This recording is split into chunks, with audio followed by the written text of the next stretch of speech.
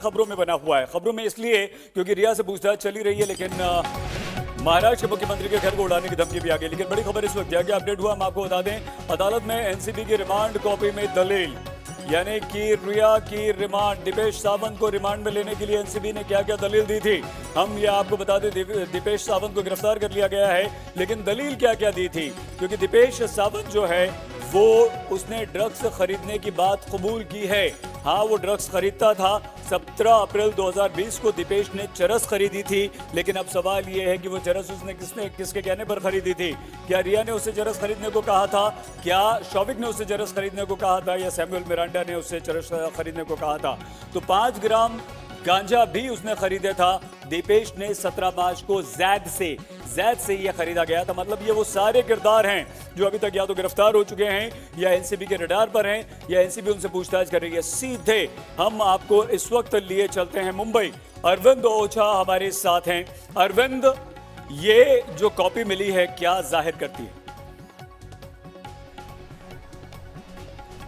जी देखिए, मैं आपको बताऊं कि दीपेश सावंत ने पूछताछ में बहुत बड़ा खुलासा किया। उसने खुलासा किया है कि वो सैमुअल मिरांडा के पास, और नारकोटिक्स कंट्रोल ब्यूरो के जरिए हमें जानकारी भी मिली थी कि जो दीपेश सावंत है, सैमुअल मिरांडा, ये दोनों एक बार जैद नाम का जो शख्स है जो बांद्रा में रहता है, ड्रग पेडलर, जिसको गिरफ्तार किया गया था, उसके यहाँ पर ड्रग्स लेने के लिए गए थे। दीपेश सावंत ने यह भी कबूल किया है कि वो रिया चक्रवर्ती के इशारे पर भी ड्रग्स लेने के लिए कई बार गए थे। तो ये एक बड़ी मुश्किल खड़ी कर सकता है रिया चक्रवर्ती के लिए। जरा एक बार कहूंगा संजय को कि वो दिखाएं। देखिए, ये टॉप फ्लोर अगर आप देखें सही, तो ये जो टॉप फ्लोर है, इसी टॉप फ्लोर पर जो रिया चक्रवर्ती से अभी इस वक्त की पूछताछ चल रही है। और जो आप, जैसा कि आपने सवाल पूछा था, दीपेश सावंत का डिस्क्लोजर, सैमुअल मिरांडा का डिस्क्लोजर और शौविक का डिस्क्लोजर, ये जो रिया चक्रवर्ती है उनके लिए काफी मुश्किलें खड़ी कर सकता है आने वाले दिनों में। तो ऐसे में ये देखना होगा कि जिस तरह की अभी पूछताछ चल रही है, ऐसे में कि क्या मुश्किल जो है वो रिया चक्रवर्ती के लिए आती है। लेकिन ये डिस्क्लोजर मैं बताऊं 67 एनडीपीएस एक्ट के तहत है। 67 एनडीपीएस एक्ट के तहत जो बयान दिया जाता है सही, वो कोर्ट में एडमिसेबल होता है। तो इसका मतलब यह है कि रिया चक्रवर्ती की आने वाले दिनों में मुश्किलें बढ़ जाएंगी। उसके अलावा मैं बताऊं, अभी सेकंड राउंड बिल्कुल ठीक कह रहे हैं, लेकिन अरविंद साथ ही साथ एक बात और बताते जाइए। देखिए, अगर ये जो सारी खबर आई है और अदालत में एनसीबी की तरफ से जो दलील पेश की गई है, उसके आधार पर ही गिरफ्तार किया गया है। दीपेश सावंत गिरफ्तार हो गया, कुक है वो घर में, सुशांत के घर में वो सुशांत का खाना बनाया करता था। तो जाहिर सी बात है वो किसी के कहने पर तो खरीदता था। इसका मतलब क्या हुआ कि ये सारी चीजें आज ही जो रिया से पूछताछ कर रही हैं उस पर रिफ्लेक्ट हो चुकी होंगी, हो रही होंगी, या शाम तक हो जाएंगी, जिससे रिया की मुश्किलें और बढ़ जाएंगी आगे। जी बिल्कुल बिल्कुल, आपने सही कहा।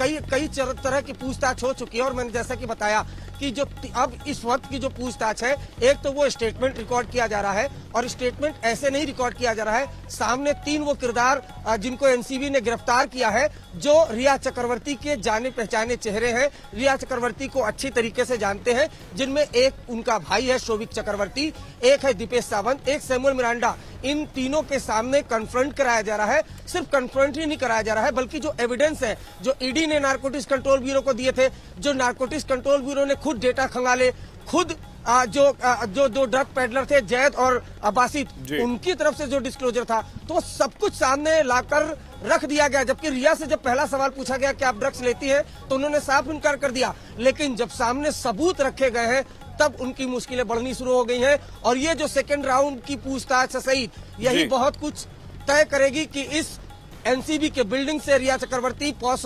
सोसाइटी में जाएंगी या फिर यहीं गिरफ्तार होकर हवालात में रहेंगी। ये बहुत बड़ी बात है, बहुत बड़ा ये इशारा है अरविंद आपका। इस बिल्डिंग से, यानी कि एनसीबी ऑफिस से रिया चक्रवर्ती को क्या रिहा किया जाएगा, क्या घर जाने दिया जाएगा, क्या एक बार फिर से पूछताछ होगी, या आज शाम या रात तक रिया चक्रवर्ती गिरफ्तार हो जाएगी? क्योंकि जबरदस्त क्रॉस वेरिफिकेशन इस वक्त रिया चक्रवर्ती से एनसीबी की तरफ से हो रहा है।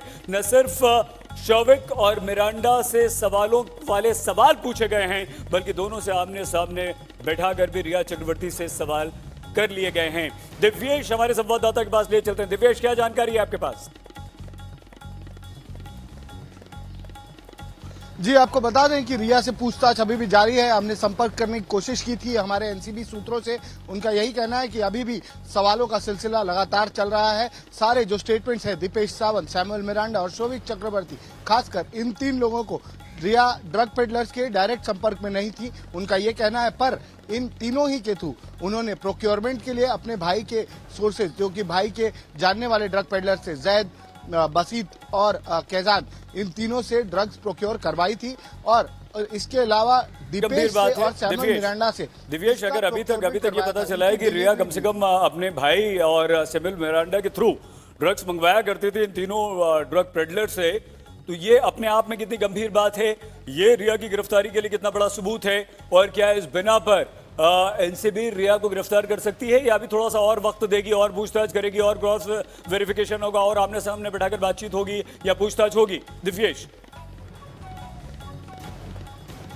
जी, वही आपको बताना चाह रहे हैं। एनसीबी सूत्रों का ये कहना है कि ये प्रोक्योरमेंट जो आरोप है, जो एलिगेशन है, वो ये है कि रिया अपने भाई के सूत्रों से, उनके भाई के जो सूत्र हैं, ड्रग पेडलर्स हैं, ड्रग नेटवर्क जो है, उनके तहत ड्रग्स मंगवाया करती थी। ये सारी चीजें स्टेटमेंट में सामने आई है। दीपेश ने ये कन्फेस किया है कि 5 से 6 बार वो खुद जाकर ड्रग्स की डिलीवरी लेकर आए हुए हैं। इन ड्रग्स को लाने के लिए रिया ने शोविक को कांटेक्ट किया था। शोविक ने ड्रग पेडलर को कहा, उसके बाद ड्रग पेडलर ने ये बातें पहले भी सामने आई हैं। शोविक और मिरांडा से पूछताछ में भी ये बात सामने आई थी। सवाल सिर्फ यही है दिव्येश कि ये कितना बड़ा आधार है कि इस आधार पर रिया गिरफ्तार हो सकती है।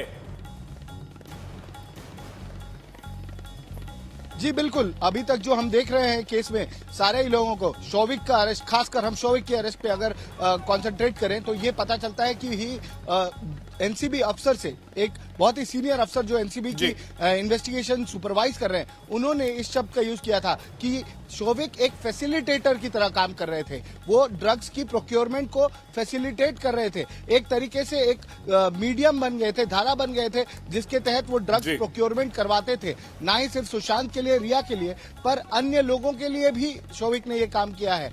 इसी वजह से अगर आप बैंड नारकोटिक सब्सटेंस, जिसको बाधित किया गया है भारतीय अधिनियम के तहत, उसको आप खरीदने की कोशिश करते हैं, आप किसी भी तरीके से करें या आप खुद ना खरीदें, वो भी पर ये एक जुर्म है एनडीपीएस एक्ट के तहत। आपको बता दें कि धन्यवाद, एक बार फिर से आएंगे, वक्त थोड़ा सा कम है क्योंकि विद्या के पास आपको लिए चलते हैं। डीआरडी ऑफिस गेस्ट हाउस के बाहर विद्या मौजूद है। विद्या, आपसे कुछ देर पहले मीतू सिंह यहाँ से निकली है, पूछताछ के बाद उन्हें जाने दिया गया है। रिया से लगातार पूछताछ चल रही है, तीनों जांच एजेंसियां अपना अपना काम कर रही हैं, लेकिन मीतू सिंह से पूछताछ, इधर शोविक मिरांडा से पूछताछ के बाद रिया से पूछताछ, ये रिया की कितनी मुश्किलें बढ़ा सकती हैं? और क्या कोई जानकारी मिल पाई है आपको कि मीतू से क्या पूछताछ हुई है और मीतू से पूछताछ के बिना पर रिया पर कितना शिकंजा कस सकता है? विद्या जी बिल्कुल, इस पूरे मामले में रिया चक्रवर्ती आरोपी हैं और मीतू सिंह एक बहुत अहम विटनेस है इस पूरे मामले में। और यही वजह है क्योंकि रिया के जाने के बाद, क्योंकि मीतू सिंह उस घर में रह रही थी और वो सिर्फ 2 दिन पहले ही निकली थी, 14 जून से पहले, तो इसी वजह से वो आखिरी लम्हों के बारे में काफी कुछ जानती होंगी कि सुशांत सिंह राजपूत क्या पूछते थे। इसी वजह से एक दिन 10 घंटे और अब 2 घंटे की पूछताछ यहाँ पर हुई है। और यही वजह है कि ये पूछताछ का सिलसिला इस वजह से भी अभी थम नहीं रहा है क्योंकि सीबीआई एकदम पुख्ता तरीके से जानना चाहती है कि आखिर उस समय हुआ क्या था, सुशांत सिंह राजपूत के दिमाग में क्या चल रहा था, आसपास जो सिनेरियो था, सीन था, वो क्या था, क्योंकि मुंबई पुलिस का जो सीडी है। विद्या, दिव्येश, अरविंद ओझा, हमारे तीनों संवाददाता हमारे साथ बने हुए हैं। लेकिन अब एक बात यहाँ पर आपको बताते हैं स्पष्ट तरीके से, तीनों एजेंसियां अपना अपना काम कर रही हैं, लेकिन जो सबसे बड़ी खबर इस वक्त की है वो ये कि रिया से पूछताछ लगातार जारी है, क्रॉस वेरिफिकेशन हो रहा है, शोविक और मिरांडा को आमने सामने बैठाकर पूछताछ की जा रही है। Meetu Singh DRDO guest house से वापस आ चुकी हैं, उनसे पूछताछ हो चुकी है, यानी कि जो पूरा घेरा बन रहा है वो सिर्फ रिया के इर्द गिर्द बन रहा है।